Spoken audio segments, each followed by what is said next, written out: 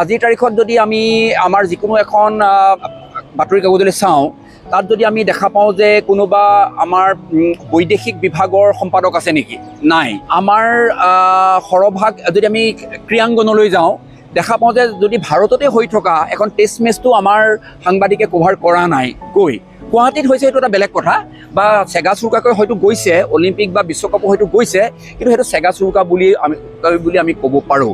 কথাটো হ'ল কি, এতিয়া সংবাদ মাধ্যমৰ গোটেই পৰিসৰটো ইমান বাঢ়ি গৈছে, সেই অনুসৰি আমাৰ সংবাদ মাধ্যমৰ পৰিসৰটো যিমান বৃদ্ধি হ'ব লাগিছিল আৰু যিমান পেছাগত হ'ব লাগিছিল, যিমান প্ৰফেশ্যনেল হ'ব লাগিছিল, সিমানকৈ বস্তুটো বৰ্ধন হৈছে বুলি মোৰ ব্যক্তিগতভাৱে অনুভৱ নহয়।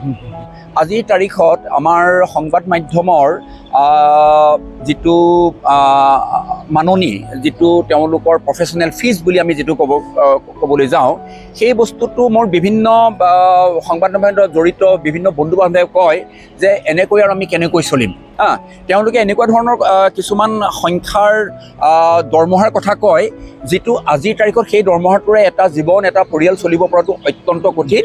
কিছু ক্ষেত্ৰত হয়তো কথাটো অলপ বেলেগ হ'ব পাৰে, কিন্তু মই ভাবোঁ ব্যক্তিগতভাৱে, আৰু যিহেতু মোৰ বিভিন্ন হাউচত মোৰ বন্ধু বান্ধৱ আছে, তেওঁলোকৰ পৰাই গম পাওঁ যে জীৱনটো কিন্তু কিছু কঠিন আমাৰ সংবাদ মাধ্যমৰ।